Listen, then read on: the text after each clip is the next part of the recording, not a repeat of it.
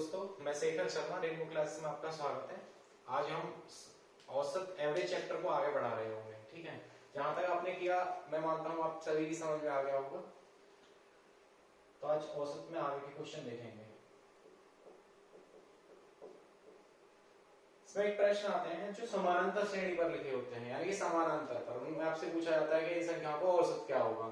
जैसे हमारा प्रश्न आ जाएगा कि 100 तक की सभी नेचुरल नंबर यानी 100 तक की सभी प्राकृतिक संख्याओं का औसत क्या होगा। एक प्रश्न है कि 100 तक सभी प्राकृतिक संख्याओं का औसत क्या होगा।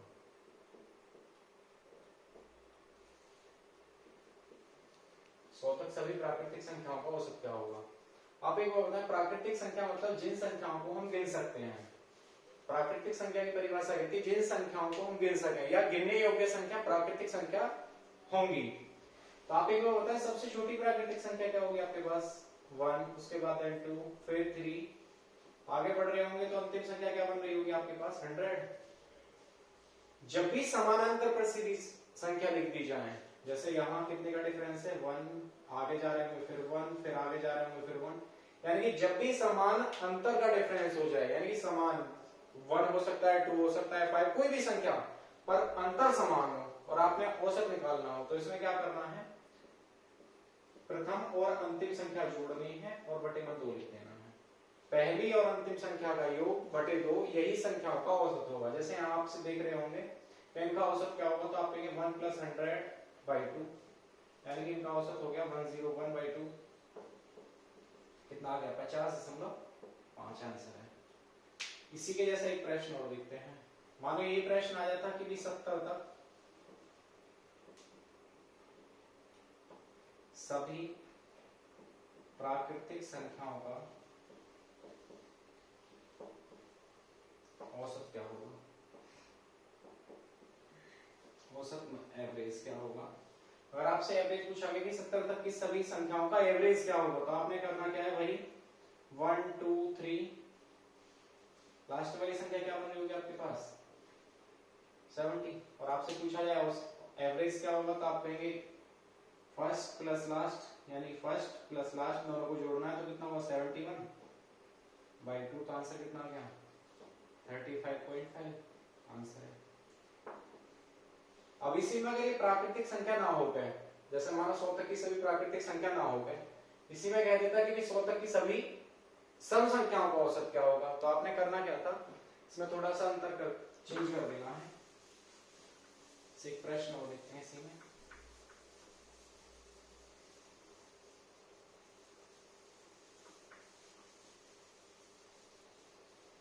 क्योंकि 100 तक की सभी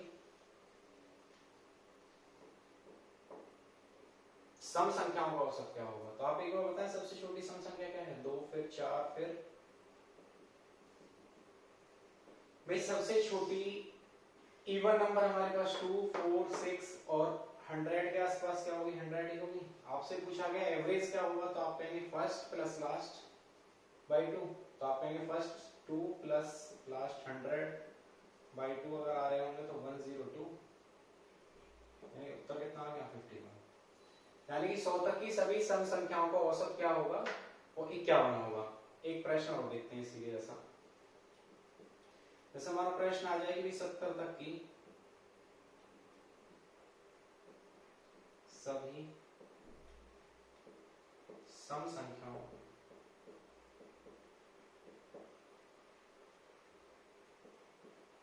का औसत क्या होगा। 70 तक की सभी सम संख्याओं का सबसे छोटी सम संख्या 2, फिर 4, फिर आगे जा रहे होंगे तो इसी तरीके से लास्ट वाली संख्या क्या होगी 70। एवरेज पूछा गया तो आप कहेंगे भाई वही 2 + 70/2, तो आंसर कितना आ गया 72/2, 36। करना क्या है, पहली और अंतिम संख्या जोड़नी है और 2 का भाग कर देना है, सीधा सीधा आंसर आ जाएगा। ठीक है ना। एक प्रश्न और देखते हैं। 100 तक ना हो तो मानो ये प्रश्न हो जाता कि भाई 600 तक की सभी सम संख्याओं का औसत क्या होगा, तो भाई 2 से शुरू होगी, सबसे छोटी इवन नंबर 2 और 2 के बाद अब 600 तक पूछ रहा है, तो अंतिम संख्या क्या लिख रहे होंगे हम 600 पूछा गया औसत क्या होगा, तो आप कहेंगे पहली और लास्ट को जोड़ दें और 2 का भाग कर दें। पहली संख्या 2 और लास्ट संख्या कितनी 600 और 2 का भाग किया तो कितना आ गया 600, 2/2 काटेंगे तो कितना आ गया 301 आंसर है। अब इसी तरीके से एक प्रश्न आ जाते हैं कि जब ये सम ना होकर विषम हो जाए। चलो ऐसे अगर ये प्रश्न सम ना होकर विषम यानी कि ऑड नंबर से होते तो कैसे करते हैं हमने, जैसे हमारा प्रश्न आ जाता है कि भाई 100 तक की सभी विषम संख्याओं का औसत क्या होगा। सम ना होकर यहां होती 100 तक सभी विषम संख्याओं का औसत क्या होगा। तो आप एक बार बताएं सबसे छोटा ऑड नंबर क्या है हमारे पास 1, 3, 5 और 100 तक में 100 तो हमारे पास इवन नंबर है और ऑड पूछा जाए तो क्या होगा 99 और आपसे पूछा गया एवरेज क्या होगा तो आप कहेंगे 1 + 99/2 भाई फर्स्ट प्लस लास्ट बाई 2 करना है तो कितना आ गया 100/2 यानी आंसर कितना आ गया 50। मैं आपसे पूछूं कि 60 तक की सभी विषम संख्याओं का 60 तक सभी विषम संख्याओं का औसत क्या होगा। 60 तक की सभी ऑड नंबर का एवरेज क्या होगा तो आप कहेंगे सबसे छोटी ऑड नंबर 1, 3, 5 और 60 में 60 का काउंट में नहीं आएगा 59 और आपसे पूछा गया एवरेज क्या है तो आप कहेंगे first plus last first number 1 और लास्ट 59 तो 1 + 59/2 आंसर कितना आ गया 60/2 यानी आंसर हो गया आपका पास 30। अगर ये सम और विषम से है तो आपने कर लिए। इसी के जैसा एक प्रश्न और देखते हैं, मिटा देने हैं। चलो एक प्रश्न और देखते हैं। अगर मानो आपसे पूछ लिया जाए कि भाई कि 5 के पहाड़े का औसत क्या होगा या 2 के पहाड़े का औसत क्या होगा तो उन्हें कैसे करना है।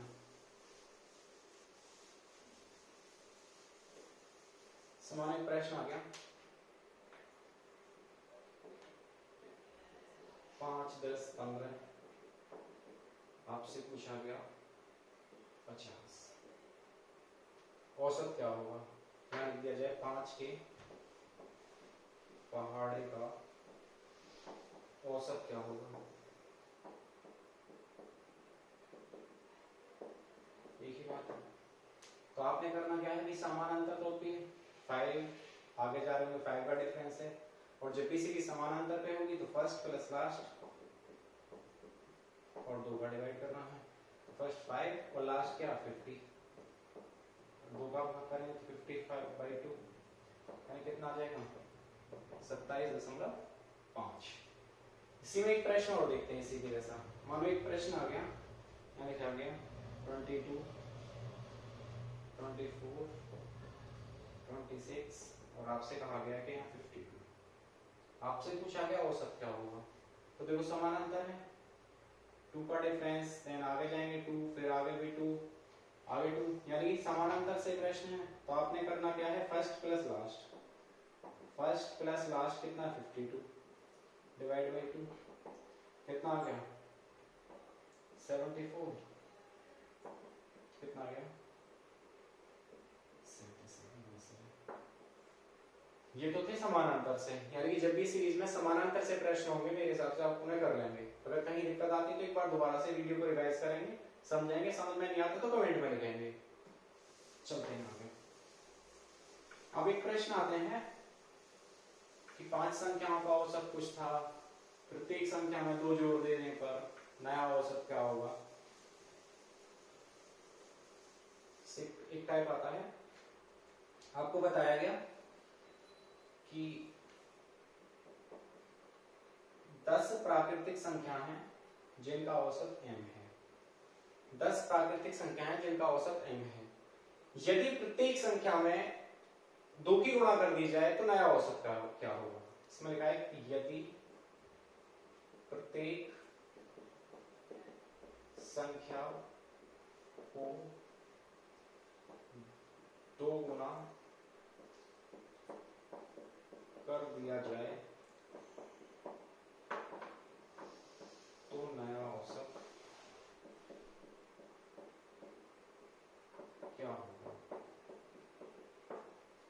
बात याद रखना कि अगर हमें औसत दिया गया है और परिवर्तन प्रत्येक संख्या में हुआ है, अगर हमें औसत दिया गया है और परिवर्तन प्रत्येक संख्या में हुआ है, वही परिवर्तन औसत में हो जाता है। देखो यहां आपको क्या बताया गया कि 10 संख्याओं का औसत m है यदि प्रत्येक संख्या को 2 गुना कर दिया जाए। जब प्रत्येक संख्या को 2 गुना किया गया अर्थात जो औसत होगा वो भी 2 गुना हो गया होगा, यानी कि नया औसत क्या होगा, वो 2m हो जाएगा। चलो इसे छोटी सी संख्याओं पर ले लेते हैं। जैसे मानो मैं आपसे कहूं कि भी 3 संख्या है 1 2 3, मैं आपसे पूछूं इनका औसत क्या होगा, तो आप कहेंगे इनका औसत होगा भाई, औसत मतलब आंकड़ों का योग बटे आंकड़ों की संख्या। आंकड़ों का योग मतलब 1 + 2 + 3 बाई 3, क्योंकि संख्या भी 3 है। तो आप कहेंगे 3 2 5 और 1 6, 3 का भाग कर रहे होंगे तो औसत कितना आ गया, 2 आ गया। अगर मैं इन 3 संख्याओं का औसत देख रहा हूं तो कितना आ गया, 2 आ गया। ठीक है ना। अब मैंने कहा यदि प्रत्येक संख्या को 2 गुना कर दिया जाए, अगर मैं इस संख्या को 2 गुना कर रहा हूं तो 2 हुई, इस संख्या को मैं डबल कर रहा हूं भाई, इसको डबल किया 2, इसको डबल कर रहे हैं तो कितना 4, इसको डबल कर रहे होंगे तो 6, और मैं आपसे अब पूछूंगा वो सब क्या होगा, तो संख्या तो अभी भी 3 ही है, तो आप कहेंगे 2 + 4 + 6 बाई 3, तो कितना आ गया, औसत कितना आ गया। अच्छा आप एक बार बताएं, जब आपने यहां प्रत्येक संख्या को डबल किया तो यहां एवरेज भी कितना हो गया, डबल ही हो गया। यानी कि आप एक बात याद रखना कि जो परिवर्तन प्रत्येक संख्या में होता है वही परिवर्तन उन संख्याओं के औसत में हो जाता है। यदि प्रत्येक संख्या को 2 गुना किया गया तो नया औसत 2 गुना हो जाएगा। यदि प्रत्येक संख्या में 5 जोड़ा गया तो औसत में 5 जुड़ जाएगा। यदि प्रत्येक संख्या में 3 का भाग किया गया तो औसत में भी 3 का भाग हो जाएगा। यदि प्रत्येक संख्या में 2 जोड़ देने पर तो आप कहेंगे औसत जो है उसमें भी 2 जुड़ जाएगा। ठीक है ना। यानी कि जो परिवर्तन औसत में, जो परिवर्तन प्रत्येक संख्या में होता है वही परिवर्तन उन संख्याओं के औसत में भी हो जाता है। ठीक है ना। इसे आप नोट करके लिख लेना कि जो परिवर्तन प्रत्येक संख्या में होता है वही परिवर्तन संख्याओं के औसत में भी हो जाता है। चलो इसी में एक प्रश्न और देखते हैं। जैसे मैं आपसे कहता हूं कि 10 संख्याओं का औसत, चलो 10 ना होके यहां होती कि भी ए संख्याओं का औसत m है, 10 ना होके अब हो सकता है ए में 3 4 5 6 7 8 कोई भी संख्या रही हो। आपसे कहा गया ए संख्याओं का औसत m है। यदि प्रत्येक संख्या को 5 गुना कर दिया जाए, देखो गुना का मतलब क्या है कि गुणा मतलब मल्टीप्लाई। यदि प्रत्येक संख्या को 5 गुना कर दिया जाए तो नया औसत क्या होगा, तो आप कहेंगे 5 गुना हुआ, इसका मतलब m में गुणा 5 की होगी, इसका मतलब नया औसत क्या होगा, 5m हो जाएगा। जैसे मैं आपसे कहता हूं कि यदि प्रत्येक संख्या में 5 जोड़ दिया जाए, यदि प्रत्येक संख्या में 5 जोड़ दिया जाए, चलो मानो मैं कहता हूं अगला प्रश्न इसी के जैसा है, जैसे समझ में आ गया होगा। जैसे मैं आपसे कहता हूं यदि प्रत्येक संख्या में 5 जोड़ दिया जाए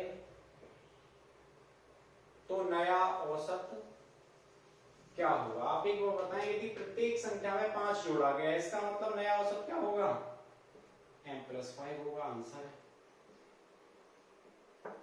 मैं आपसे कहता यदि प्रत्येक संख्या में 10 जोड़ दिया जाए तो नया औसत क्या होगा, तो आप कहते नया औसत m + 10 हो जाएगा।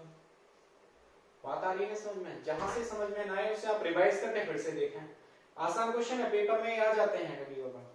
चलो एक प्रश्न और देखते हैं। जैसे मैं आपसे कहता हूं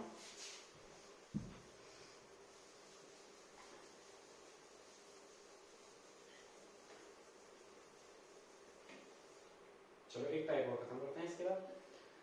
जैसे आपसे कहा गया कि किसी सप्ताह में सोमवार, मंगल, बुध का औसत तापमान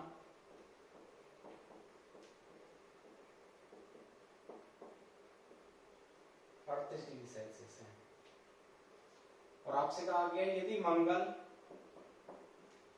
बुध बृहस्पति का औसत तापमान 35 डिग्री सेल्सियस है। आगे आपसे कह रहा है यदि सोमवार का तापमान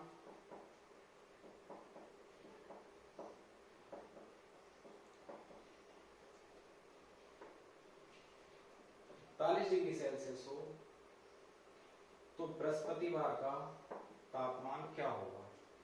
एक बार फिर से देखते हैं। प्रश्न कहता है कि सोमवार मंगल बुध का औसत तापमान 38 डिग्री सेल्सियस है, मंगल बुध बृहस्पति का औसत तापमान 35 डिग्री सेल्सियस है। यदि सोमवार का तापमान 41 डिग्री सेल्सियस हो तो बृहस्पतिवार का तापमान क्या होगा।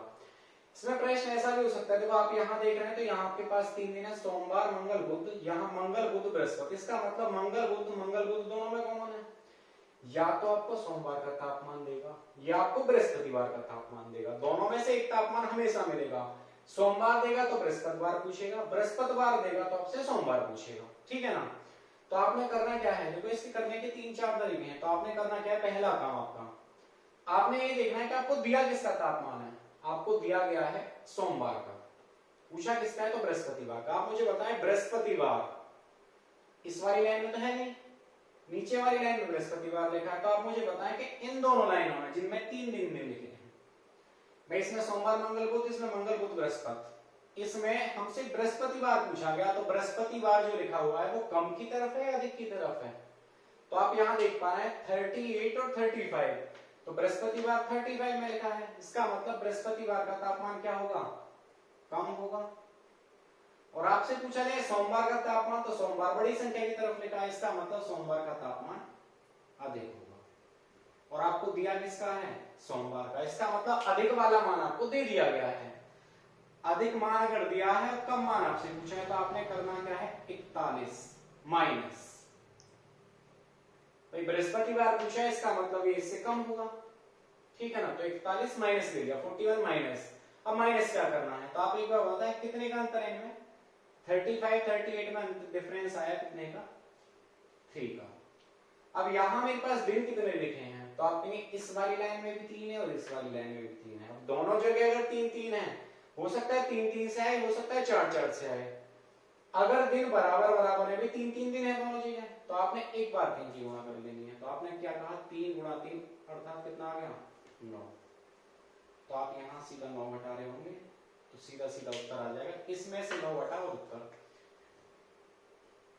तो इसका मतलब बृहस्पतिवार का तापमान कितना है, 32 डिग्री सेल्सियस है। एक बार फिर से देखते हैं। करना क्या है, सोमवार मंगल बुध का औसत तापमान 38, मंगल बुध बृहस्पति का औसत तापमान 35। यदि सोमवार का तापमान 41 हो तो बृहस्पतिवार का तापमान क्या होगा। अब आपने ये देखना है कि पूछा किसका है, तो आपसे पूछा गया बृहस्पतिवार का। तो आप यहाँ देखें बृहस्पतिवार नीचे वाली लाइन में लिखा है, और नीचे वाली लाइन का मान कितना है 35, ऊपर वाली लाइन का मान कितना है 38। तो इसका मतलब यहाँ से हमें एक बात पता चली कि जो बृहस्पतिवार है वो कम की तरफ लिखा है, इसका मतलब बृहस्पतिवार का मान भी कम होगा। अगर बृहस्पतिवार का मान कम होगा और यहाँ आपको पता चली सोमवार का मान अधिक होगा, तो आपने ये देखना है कम तो होगा, वो कितना कम होगा। तो आपने कहा 41 माइनस, इनमें दोनों में कितने का अंतर है, 3 का। यहाँ दिन कितने लिखे हैं, 3, तो 3 गुणा 3 अर्थात 9 इसमें से घटा दिया तो उत्तर कितना आ गया, 32 डिग्री सेल्सियस। इसी के जैसा एक प्रश्न और देखते हैं। चलो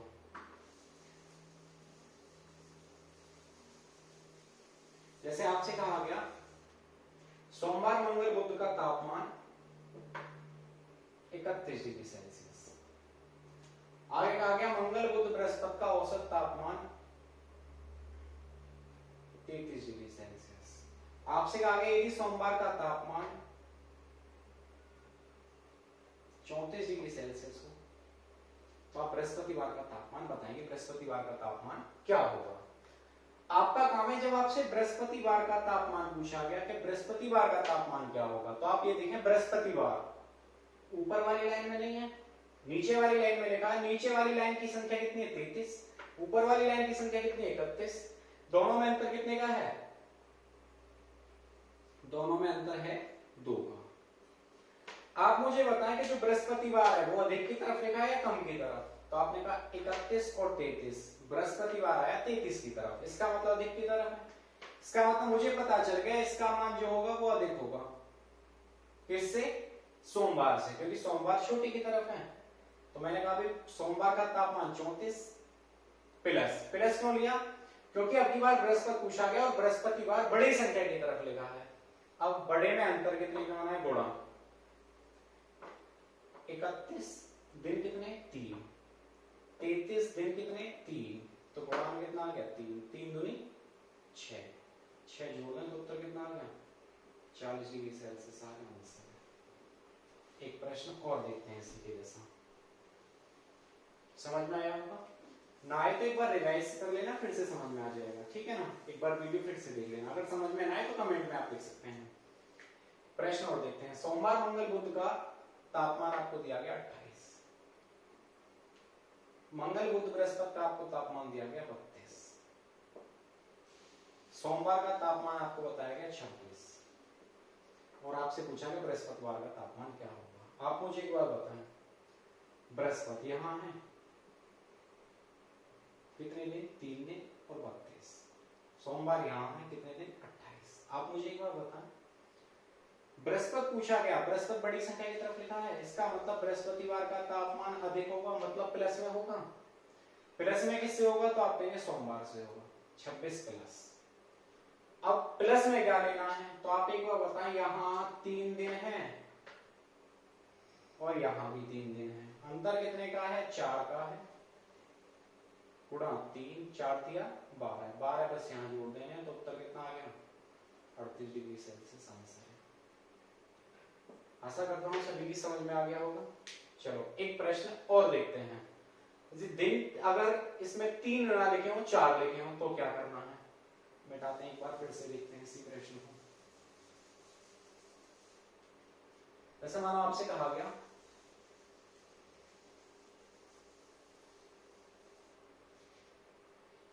कि किसी सप्ताह में सोमवार मंगल बुध बृहस्पति का औसत तापमान 28 डिग्री सेल्सियस। आगे कहा गया कि मंगल बुध बृहस्पति शुक्र का तापमान 31 डिग्री सेल्सियस। यदि सोमवार का तापमान 24 डिग्री सेल्सियस हो तो शुक्रवार का तापमान